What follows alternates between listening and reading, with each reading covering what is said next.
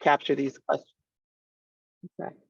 So again, good afternoon. I am Jenny Ray Clay from the Social Equity Council Executive Director, and this is a webinar to go over the NOFA, any questions that folks have for the Notice of Availability of Funds that the Council released last week. So if you will, if you have questions and you will raise your hand, I will call on you and give you an opportunity. Let me get into. Hold on one second. Okay, my mouse is. There we go. Okay, I don't know who had their hand raised first, but I will start with alphabetical order. Wanda Correa.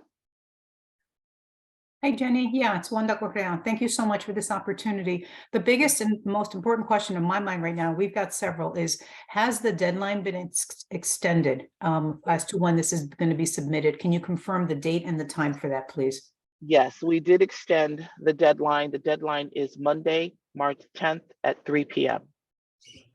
Great. I just sent out a notice to all those folks that I originally sent this out to, and my council, and I'm asking everyone to share that. This is also going to be updated on our website. Great, thank you so much for that. If you want, I'm ready to kind of go down the line. So shall we do that? Okay, why don't I give you an opportunity to ask a question, and then I'll circle back with you.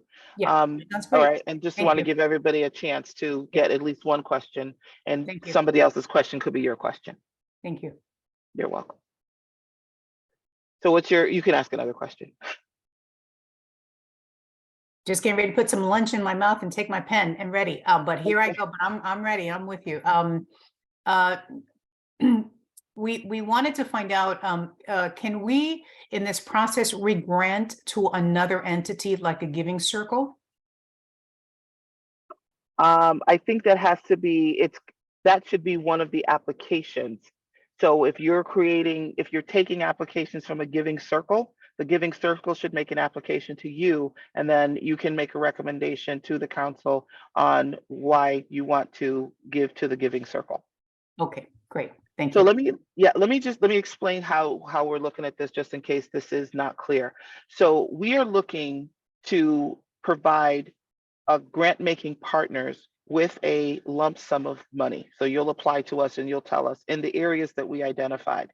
Once we approve you as a grant making partner, you will then receive applications from the community. And you will then collect those applications, you will read them, rate them, rank them, and then come up with a recommendation for the council. The council will have the final decision on all grant funds that are awarded through your process. Thank you, Jenny. You're welcome. Why don't we go with Kevin Taylor?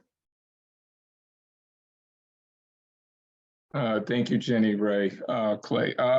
Jenny Ray, I think I'm all set. You just answered what I was going to ask, because there was a part of the application that felt as if we should talk about the programming that we offer. Okay. Yeah, so what we want to know, and so what we're going to do first is we're going to decide who the grant making partners are. So right now, what you're responding to is who you are. Tell us how you can get this money in the community. What is your process? Tell us a little bit about your organization and why we should select you as a grant making partner. So once we've identified the grant making partners will then advertise the funds that you have been approved for to the community. And then they will make applications to you. You will look at those applications, and then you will make recommendations to the council. Perfectly clear. Thank you very much. Okay, you're quite welcome. And then let's go with Julie Schramberg. I hope I said your name. Forgive me if I'm not saying some of the things right. No, that's quite all right. Thank you so much. I have two quick questions. The foundation that I work for does not have a UEI number. Can we just answer that as in process if we apply for one? If you don't have it, yes, I would go ahead and do that. Maybe I'll defer to my attorney, Komla, on that question. Thank you, Jenny. I think, yes, they can apply while waiting to get that, but they need to have it by the time funds are being disbursed to them. Okay, perfect. I will get to work on that. And then the budget form seemed a bit complicated for a simple regranting. Do you know what I mean? It's like we're asking for X amount of dollars and, for example, an administrative fee, and I am puzzled by all the different tabs. You don't have, yeah, don't worry about the other tabs. We don't have our own budget form. And we are in the process of creating our own an SEC financing plan and budget. We borrowed the financing plan and budget from the Department of Economic and Community Development, who are our partners. So Okay, just great. fill out what's appropriate to you. There's a whole bunch of stuff in there that's not applicable to this. So please just go past that. The administrative fee and the grant making, and then the rest of the application. Perfect. Thank you so much. You're welcome. All right, let's go with Shalice Jacobs. Yes. Hi, Miss Jenny Ray. Hi. Thanks for having us. I just had a quick question. The question was that I looked on the portal for the actual application and was not clear on which application was for this particular opportunity. Is there a way for me to verify or? So if you go to our website and under the landing page, it says community reinvestment. There are two tabs there. There is one for community conversation, which is another request for qualifications that we put out last week. And then there is the community, there is the NOFA. So there are two. And if you click on the NOFA, it'll have the application attached to that. Okay, thank you so much. You're welcome. How about, let's see who we have here. Karen Mello. Hi, good afternoon. Karen Mello, Director of Community Impact at United Way of Greater Waterbury. Thank you for the clarification today, much appreciated. My question is just to clarify, is the money actually going to funnel through to our, if we are chosen, right, as the grant making partner, would the money actually flow through to our organization and then back out to those other entities that might be applying with us? Yes. Okay. So we whatever your application is for, and the application is approved, we will then send money your way. And Okay. but you would not be able to spend the money or issue the money until the council has made its final decision on Okay. the applications. The other thing I wanted to say is that there is a deadline of getting the applications in. Now we're going to ask you to use your process. So in some cases, you may say that you're going to market this money to the community and there's going to be a 3-week application process or an application period. All of those applications may come in, you'll review them, and then you may send them all to us at once. That's okay. But you also may have a process by which you say, all right, we're taking applications, and as the applications come in, we're going to review them. And then we're going to send our recommendations right away. There could be some most immediate needs in the community. And as you are our grant making partner, you know, we will look at those applications beginning as soon as our agreements are in place and in order and you have been selected. So for instance, if you have a application that comes in, let's say the end of July, you can submit that to us and we will review that and take that into consideration. Just be careful that if you're doing it that way, that you're not overspending or overcommitting. And Jenny, are we using your application or are we creating our own? You will use your own application process. Okay. And final question, I think you had said the deadline was extended. Is that to Monday, April 10th? Yes, Monday, April 10th at 3 o'clock. So, and then the April 9th, I thought I was actually being generous by giving people till Sunday. And I did realize it was Easter Sunday, but I didn't want to put it for Wednesday. I didn't want to put it for Friday. So I said, well, if people have things that they're doing, I'll just give them till Sunday. And then people said, well, it's Easter. So we extended it to Monday at 3 o'clock. Tell your friends. Thank you. You're welcome. And let's see, we have Margot I'm sorry if I didn't say your name right, Margot. That was really incredible. Thank you. We only learned about this late yesterday, so please forgive if my questions are answered in some part of the process that I haven't gotten to yet. Mm-hmm. Two things. It's the United Way of Coastal Fairfield County. So happy that there's another United Way or two on this call. We are situated in Bridgeport, and what we would be working on would be to award grants to programs in Bridgeport. There's a huge amount of sensitivity around cannabis in Bridgeport. How much are we required to make clear to people that that's the source of the money? This is sort of repeating 20 years ago tobacco settlement money. Yes, you need to help people understand that these are proceeds from the sales of cannabis. There are some folks who are federally funded that may have issue with accepting funds that are cannabis related. But what I'm going to do now is I'm actually going to go back and defer to my staff attorney, Komla, and I'm going to ask him to elaborate more on this. Thank you. Thank you, Ginny. Margot, can you please repeat the question? Sure. So we're in Bridgeport, and there's a huge amount of sensitivity to cannabis as a topic, as a subject. And it reminds me of what I went through in other organizations 20 years ago when we were being awarded tobacco settlement money. There's a huge amount of differences in folks who are willing to, it's ill-gotten gains, it's tobacco money, but it does good. So we are a little concerned that folks in Bridgeport, that the community we serve will react negatively to the money being associated with cannabis, even though the money is designed to do good work in the community and work that people acknowledge as really helpful. And so my question was, how much are we required to make it clear to grantees and to do PR around the program and sort of be upfront that it's money from the sale of cannabis? Thank you so much for that question. So there's no question. We have to be transparent about the source of the money to let everyone, every institution who is coming for this money know that it is cannabis money, because cannabis, as you know, is still illegal under federal law. And some organizations receive other benefits that could be a risk, and because they're getting those other benefits from the federal government, which is why our recommendation will be that every institution should do their own due diligence.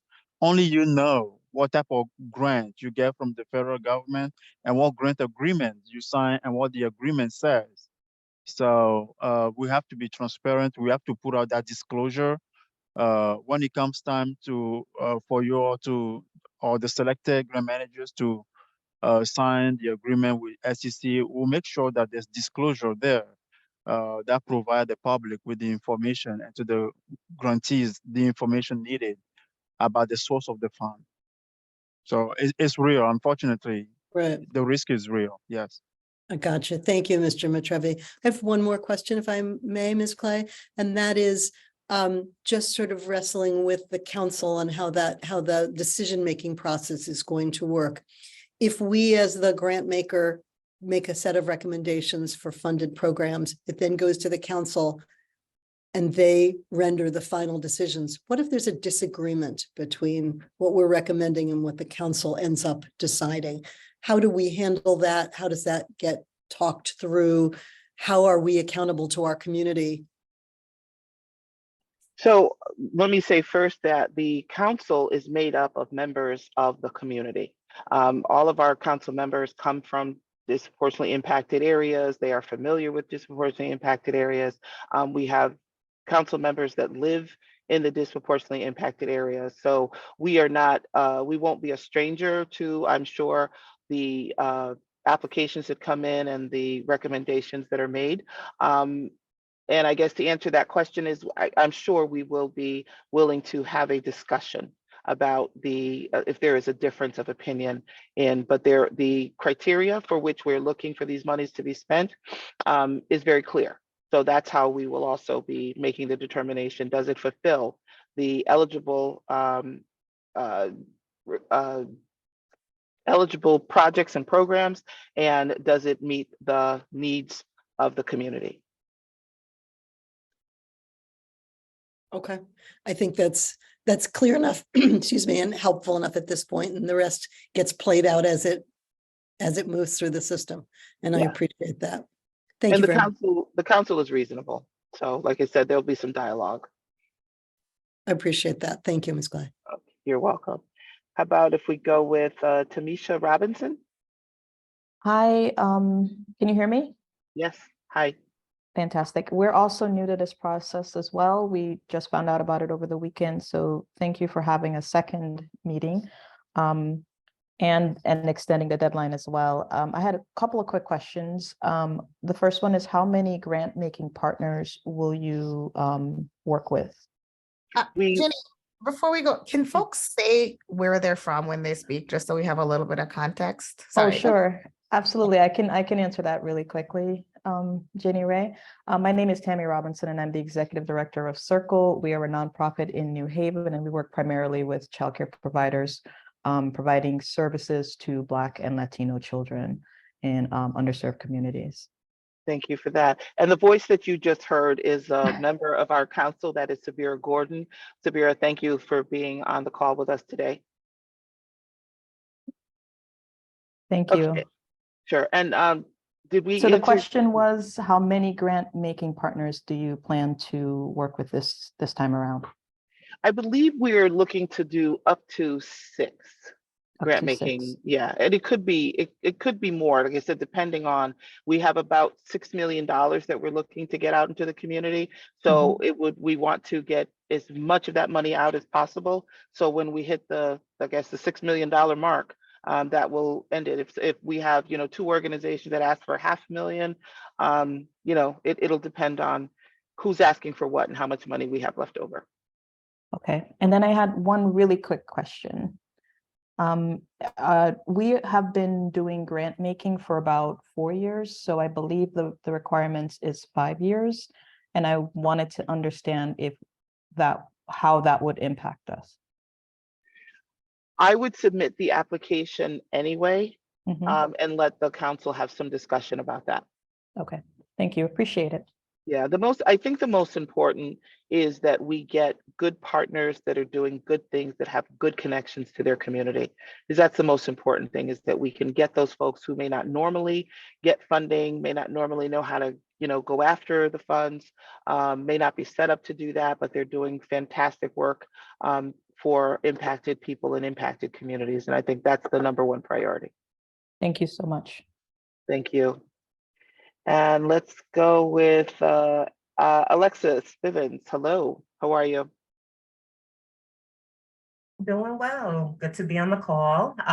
Just a couple of quick questions. So Alexis Bivens with the Connecticut Council for Philanthropy. The 27 towns, the disproportionately impacted towns, is that listed somewhere?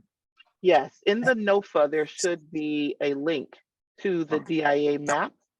But you can go onto our website and there is a link there. If you cannot find it, let me know. But there is in the NOFA, I put, it says, what is a DIA? And there's a hyperlink to the map itself. Okay, and then my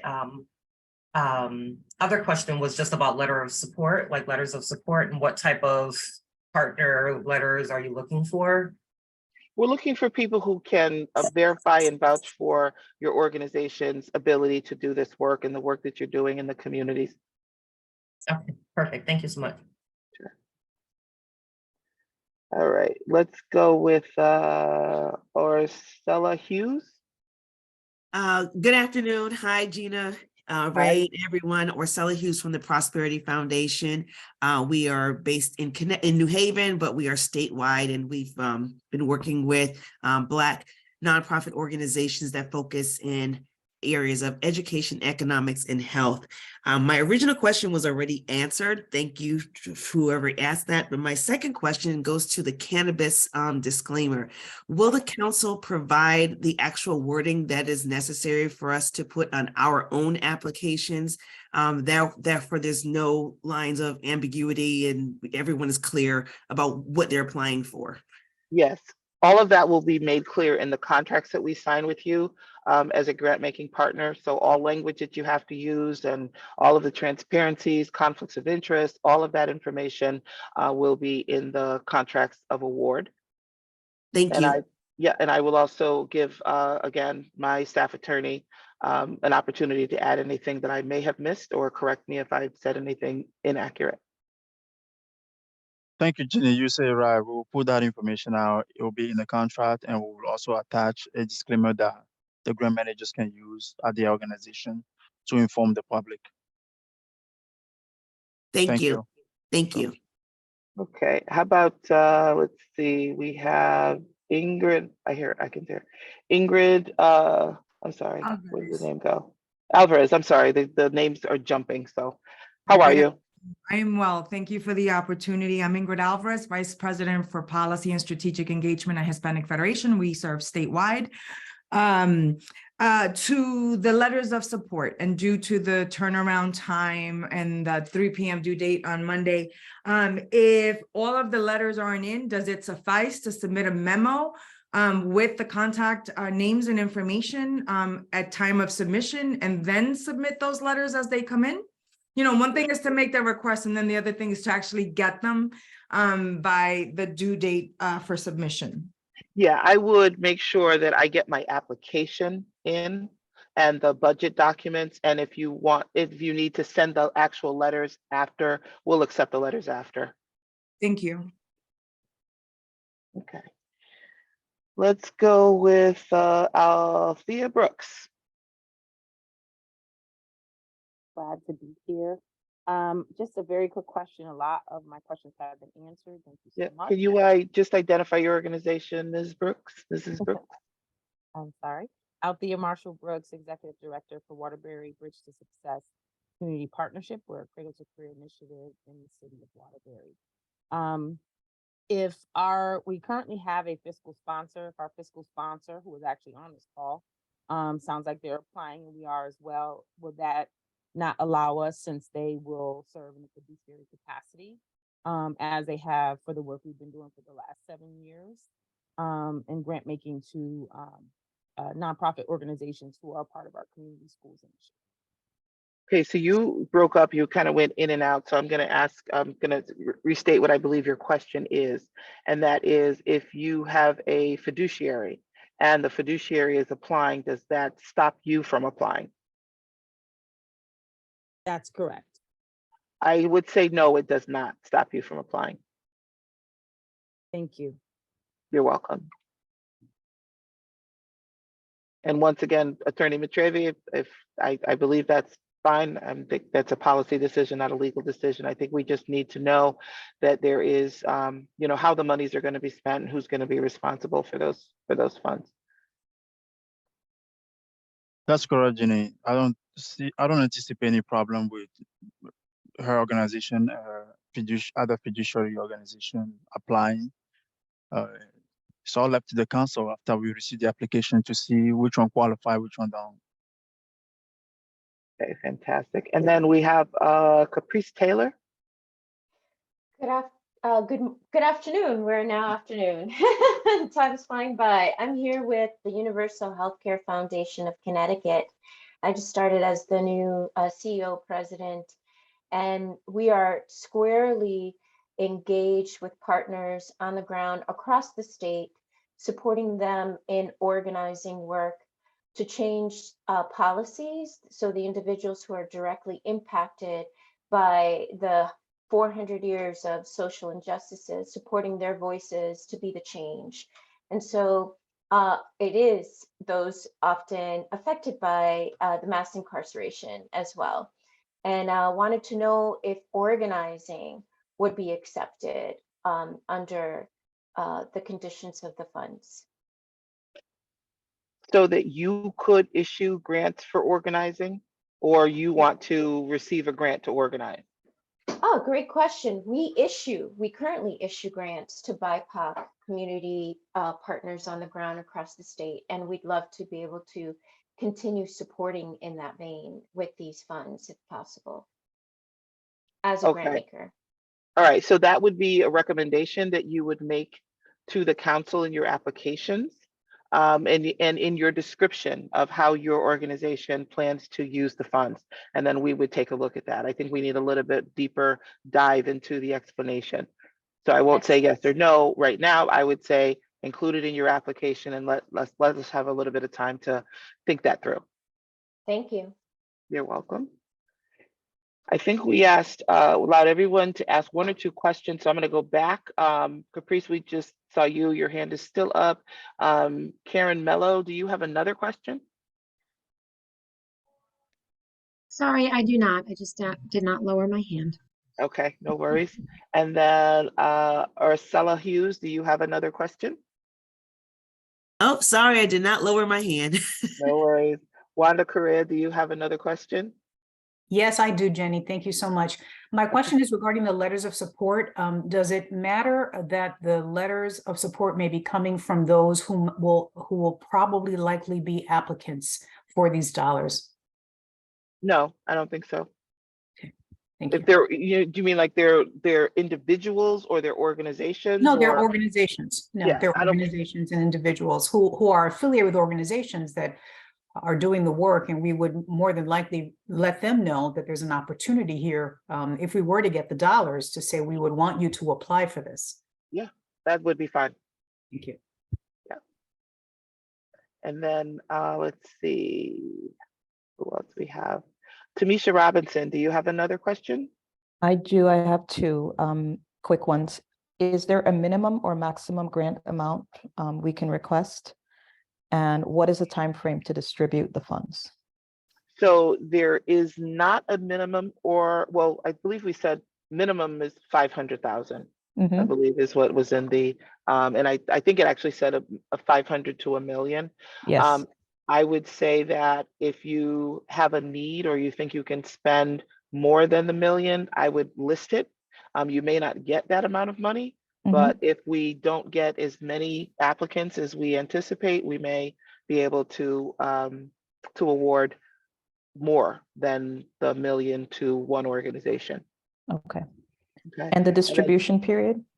So the funds would need to be distributed by June of 2024. Okay. Thank you very much. Yeah. The other note I just want to make for everyone that is on this call is to please check your own funding sources and your ability to actually apply for this money. We do not want anyone to be in jeopardy of any federal dollars that you are receiving for this particular NOFA. So please check with your legal, please check with anybody that you have to check with to determine if you can apply, and if you do apply, what your requirements might be. So please check that. We don't want anyone to be in jeopardy. And then we have Tamisha. Do you have another question? No, at that time, I just didn't lower my hand. Sorry. Okay, no worries. All right, so those are the hands raised. Okay, Wanda, let's go. Let's go. So the other question that I was just I wanted to clarify was the funds need to be distributed by June 2024, but the decisions need to be made. Our recommendations to the council need to be done by September, correct? Yes. So the grant making process we would have would need to be done this summer. You all would make your decisions. And then, so it's not that we don't have until June 2024 to make decisions. We have to have the grant making process completed this summer by September. Right. The council plans to make its final awards for grants by October. So the council meets monthly. And so what we anticipate is the first Tuesday in October would be the last day that the council would vote on grants to be distributed or grants to be awarded. Thank you. So we need about 2 weeks to prepare and review all of the applications and do all of our work before the council will actually meet and make its final decision, take its final vote. Thank you, Jimmy. You're welcome. Let's see, Keisha Gaddison, welcome. Good morning. Thank you. And thank you for extending the deadline. I have a very quick question. I am from Project More Incorporated.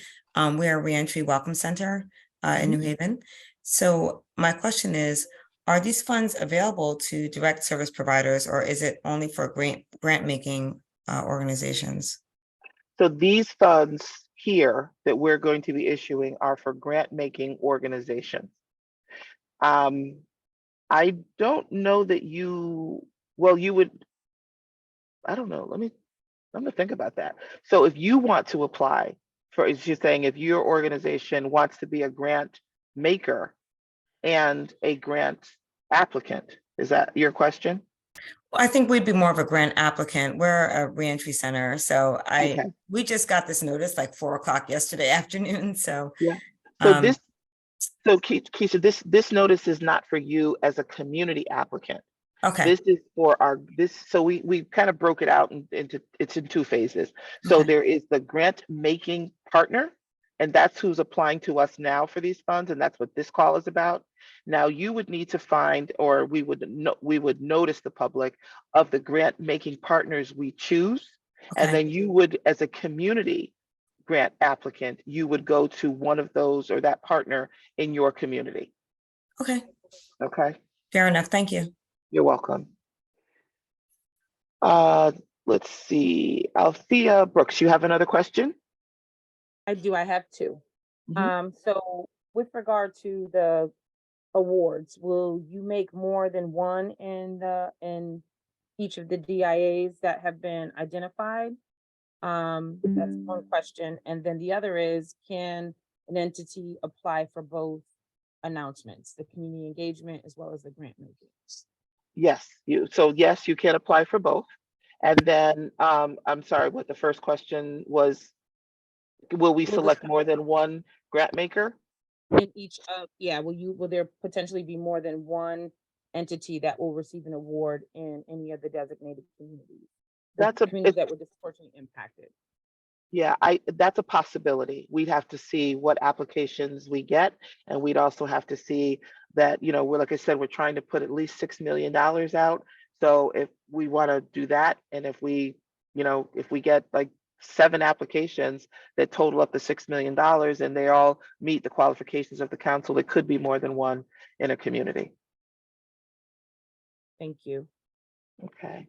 And I see Gail Carroll. Hi. Hi, thank you. Hi, I'm Gail Carroll from United Way of Coastal Fairfield County. And I just had a clarifying question about the process of grant applications themselves. So as I understand it, if your application is approved as a grant maker, then you conduct a grant making process and you get in, say you get in 100 applications. My question is, do we forward all the applications, but maybe with our recommendation on who gets funding, or do we forward to the council only the applications that we recommend for funding? How does the process actually work? We are asking that you forward us all applications with your recommendation. So we want to see the ones that, all of the applications you received, we want to know about them. And then the ones that you make a recommendation on, we want to see your recommendation for funding. And then we want to see your recommendation for not funding. And we want to know why you decided not to recommend a funding for a certain application. Thank you for clarifying. Thank you. And Tamisha, you have a question. I do. I wanted to ask if this was an ongoing opportunity or if it's just a one cycle.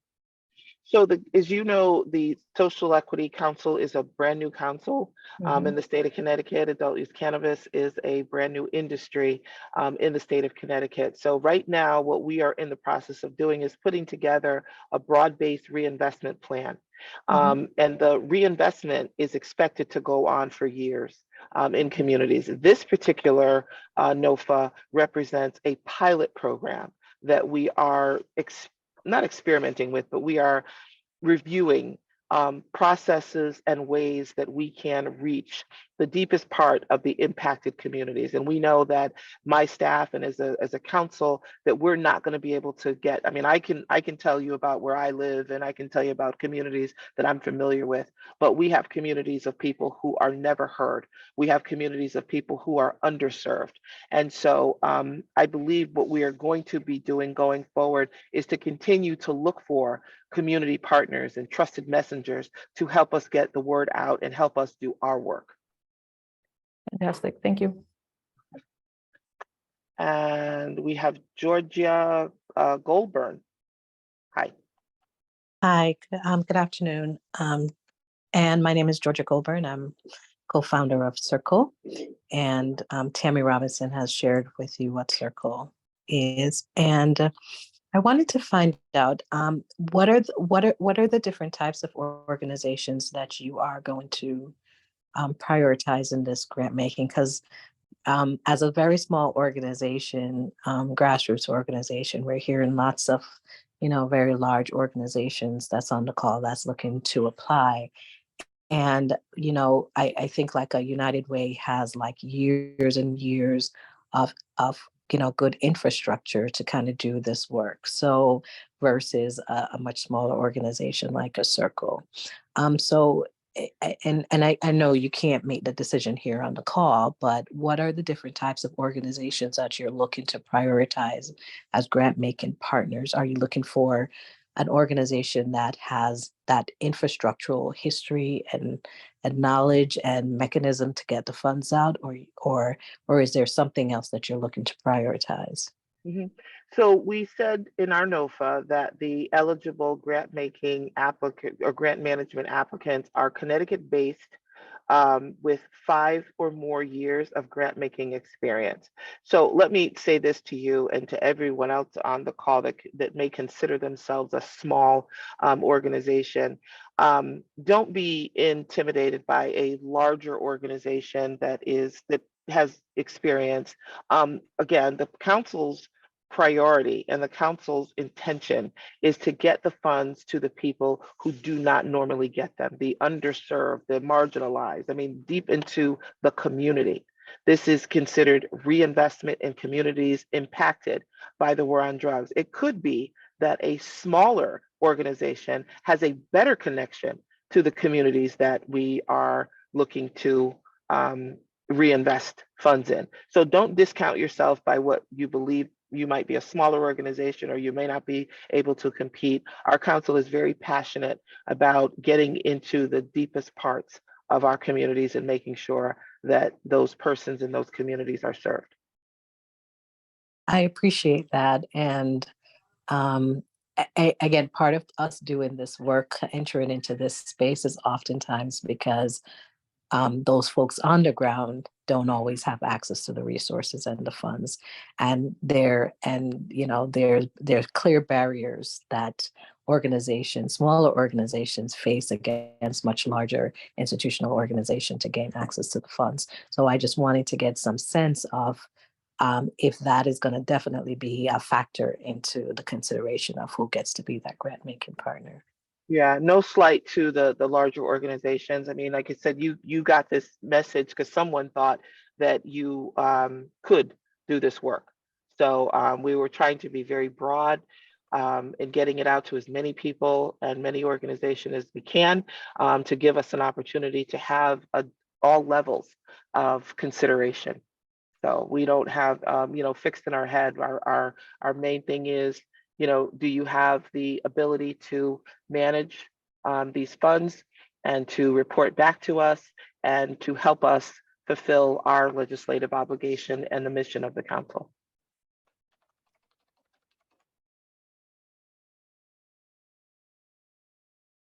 Okay, let's see, Georgia Gerburn. A question just popped into my head. What about technical assistance? And what level of technical assistance is available through the grant making process?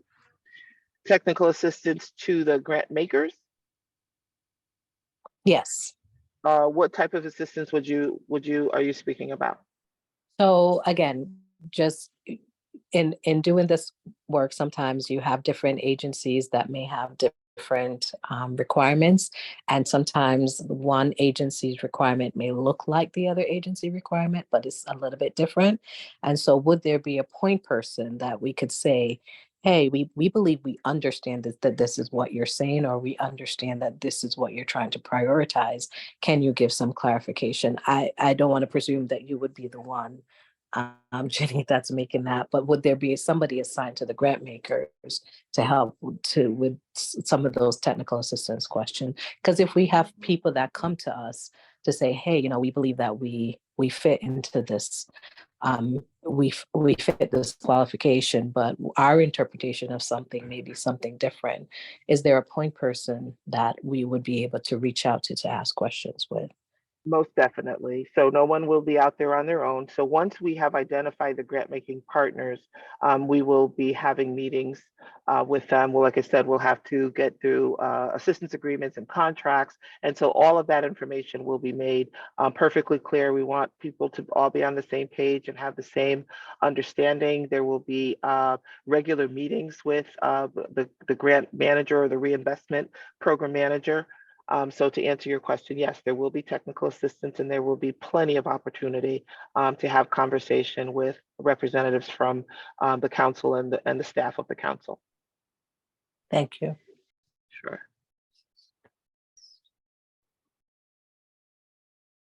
Okay, Julie. Thanks. I was thinking about your note about receiving federal funds. Our foundation has received some small grants through OEC, but they came through the federal government. They're the preschool development grant, the PDG funds. How would I be able to find out if there's a conflict with that particular grant? I would go directly to whoever your grant manager is or whoever your point of contact is. I would go directly to them. That was administered through the Connecticut Council of Philanthropy, and I've already emailed them, and they don't have the answer. They said, okay, let us know if you find out. So would I then maybe go to OEC, I suppose? I would go directly. Yeah, whoever, I mean, the most direct, like wherever the money comes from. If it's, Okay. and I don't know what OEC is, but. Oh, the Office of Early Childhood. Yeah, I would go directly to them. Okay, perfect. Thank you. And then Ingrid. Thank you. I want to go back to the technical assistance and capacity building, but not from the grant maker's perspective or but from the actual disproportionately impacted communities and CBOs and or other smaller entities, that we want to do those deep dives to bring in. Is that something that should be built into overhead, or could things like technical assistance opportunities and capacity building so that those entities apply, right? Once the grant maker puts out the system, and is that something that could be listed separate as a line item or built into overhead for the grant maker? I don't know, bless you, whoever that is. I don't, we're not ready to have that discussion just yet. We're right now want to focus on getting the funds to the grant management and grant making partners, and then we'll get into the applicants and what they are applying for and what should be in. I mean, this is a part, we'll probably be having the grant, makers, the partner makers, give us some feedback on those applications that they're receiving. And like I said, we'll have discussions with you about your grant making or application process and the eligibility of funds and what they can be used for and what categories. So we'll get to that. That's another conversation. All right, thank you. I look forward to that one. Okay, great. And let's see, Julie. Oh, sorry, forgot to lower my hand. Okay, you have your hand up, I'm gonna call on you now. And then we have Ingrid again. Is that a residual or? That is residual, and I will lower my hand. Thank you. All right, and then we have Georgia. So what is the reporting requirement for this grant, for both the grant making partners and the grantees? So the grant reporting, I'm just trying to look in the NOFA, see if we listed that yet. We're definitely going to be looking, and I think we put something in there about the matrix, the metrics that you will use. I mean, we're relying on your grant making process to do this. And so I believe it might be in the application where we ask you, what is your grant making process? And you should be telling us that in your application.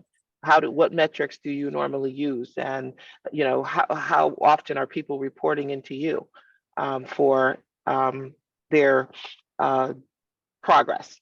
So we're going to be looking at your And progress. You did. I did. I just looked at, I remember you did put that. And so then it's for us, then what would be our grant making, grant reporting process to you? Right. We don't want to reinvent the wheel. So like I said, that's why we went with the road of working with grant making partners. People who are doing it, who are doing it every day, who get it, who know it, who can, turn it around in a timely manner, in an efficient manner, and who know how to measure and look at the impact and report those impacts back. And then Shalise. Yes, I just wanted to know if we would have access to the recordings for these Zooms. I see that there was one held on March 30th and the one today. Will we have access to this? All of our webinars are posted on our YouTube channel. So the Social Equity Council has a YouTube channel, and I can send that information out. Actually, Jennifer, can you put that in the chat? Thank you. Can you put our link to our YouTube channel in the chat of this? Okay, so Jennifer is going to put the link to our YouTube channel in the chat. So all of the webinars, almost all the webinars we do, this one is the only one that is recorded for the NOFA, but this will be put on our YouTube channel. Thank you. You're welcome. And Tamisha, you have your hand up again? I just wanted to point out, I don't think because it's a webinar format, I don't think we have access to the chat. We can make that happen. Hold on. Okay, thank you. Jen, can you put up a screen? I think, can we share a screen directly to the YouTube, and we can give them that way if we can't put in a chat?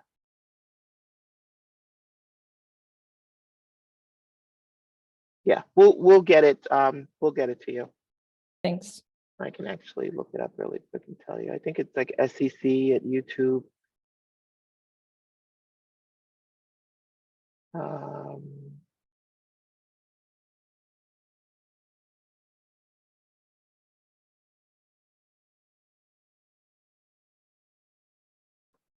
Yeah, we'll get it to you, but we definitely have I think it's Connecticut Social Equity Council. Yeah, it's CT Social Equity Council 6650. That's what I'm seeing here on the YouTube channel.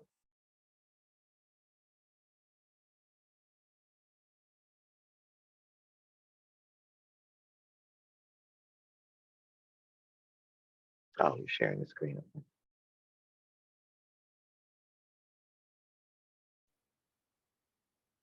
Can you guys see that? Yes, we can. Jenny, Okay. can we just, if everybody had to register, maybe we should just email out the link to the folks on We can do, yep, we can do that. That might just be the easiest way to get Yep. everybody. That sounds good. We'll do that. Okay, you can stop sharing screen. Just want to see if there's any other questions. Yep, Shalise, do you have a new question? Nope, I apologize. Let me lower my hand. Okay, no worries. And I just want to see Sabira Gordon, who I mentioned is a member of the Social Equity Council. She's also chair of our outreach committee and has been instrumental in putting together this NOFA and the opportunity to partner with grant making partners in the community. And Sabira, just if you wanted to say a few words, I want to give you the opportunity to do that. And again, thank you for joining us on the webinar today. Sure. And sorry, everyone, I'm a little under the weather, so I am off camera. I'm so excited to see so many people on this call. I think when we were thinking about how to quickly get the resources into the communities that were most harmed by the war on drugs, we had thought that the best way, there's the saying that those closest to the problem should be closest to the solution. So we thought this was the best way to connect to the community through the organizations that are working directly with the community instead of the Social Equity Council reinventing the wheel and trying to figure out how to do this. So I'm just very excited to see so many people on the call, so many familiar names. And, you know, I think what I will say is grace is needed here. This is a brand new process. We are learning as we're going. I think we might, this is, as Director Clay said, this is a pilot project. This is the first time around. So just bear with us as things kind of, as we have bumps in the road and hiccups, but just know that from the council's perspective, and I think Ojala is on as well. I'd love for her to say a couple words, but I think from the council's perspective, we really want to ensure that these resources are going out to the community and connecting to those organizations that are most harmed by the war on drugs. The NOFA is pretty broad, and that is because we're relying on your expertise. You know, folks are asking you for money every single day to do lots of different things. So we want to make sure that you have the ability to create something with the integrity that we're looking for, connected to the community in the way that we're looking for it. And we're just excited about this process. I think it was daunting in the beginning to think about how we would do this, and just to see how it's all come together. I'm just very excited about what's going to be next. And I think just feel free to reach out to us if anything, if you have any questions as we continue to figure it out. And, you know, I'm looking forward to see the wonderful application that's going to come back to the council, that you're going to tell us how you're going to be able to be stewards of this really, really great project. Thank you, Sabira. And I also want to, we have two different screens here, so I didn't realize that Ojala Naeem, who is the chair of the Reinvestment Committee for the council, has joined us today. So thank you, Ojala, if you'd like to say a few words. Thanks. I think Sabira did a great job of covering all the bases there. So I'm just really excited to see all the folks on the call today. Thank you all for considering this and putting your time and efforts into helping us make sure these funds are getting to where they need to get to. So again, I'll reiterate, you know, it's a new process for us. And if you have questions or notice things that you need more clarity on, please do let us know so that we can make sure that we're providing that not just to you individually, but as broadly as possible. Thank you. And we have 5 more minutes left. So let's see who we have. A couple more hands up. Shalise. Yes, I had a quick question in regards to how to reach out to you guys. I sent an email to the SEC inbox and I haven't received a reply back. I'm just curious to know how often that's being checked, or if there's another inbox I should be emailing. Did you email SEC programs? Yes, or Okay. SEC. I believe that is the email address that I have, or SEC. Okay. So we've been checking that email box daily. So okay. I don't see, I'm actually looking at it right now. I don't see your email, but I'm just doing a very, very quick look. So yeah, I'm actually pulling up my email address. Okay, you sent it to a different email. So the email for this, and we'll get it. It got to us. It just got to a different box and that someone else looks at. So yeah, on the NOFA, it does say we did create a special box just for these programs. So if you would use that one, it would be helpful. But I was just told that we do have your email and we will be responding to you. Okay, thank you. Okay. So and just also, to clarify, that SEC program, SEC program? Yes, SEC programs at ct.gov. Thank you. Okay, and I also encourage you to look at our website, because we will be updating information at the SEC website. We do have a special page on the website, which is for community reinvestment. So all of the things that are community reinvestment for the council, you can find them there. And then we have a bunch of other information about the council, its work, our agenda, our meeting schedules. So all of that information is there. So please do look at SEC. I'm sorry, it's ct.gov/Social Equity Council. and we'll also send those links to you through your registration on this for this webinar. Okay, Shalice, do you have a question, or is your hand up from your previous? Okay, great. So we've got 2 minutes left. If anybody has any other questions, please ask them now. And I'll take a 1 minute again, and I want to thank my team who's on with us today. As I mentioned, we have Jennifer Edwards, Program Manager. We have Christina Diamond, who was our Legislative and Communications Manager, and my staff attorney, Komla Matrevi. And again, a special thanks to Ojala Naeem and Sabira Gordon from the Council for joining us today and helping us answer all of your questions. So if there is anything else, we'll get 1 more minute to do it. All right, so again, thank you for your interest. Good luck to you. Remember, the deadline has been extended to Monday, April 10th at 3 o'clock. If you have questions, please reach out to us via the program, SEC programs email box. It's listed on the NOFA, and we're happy to answer all those questions for you. Thank you very much. All right, thank you for joining. Bye-bye. Thank you. You're welcome. Thank you. You're welcome.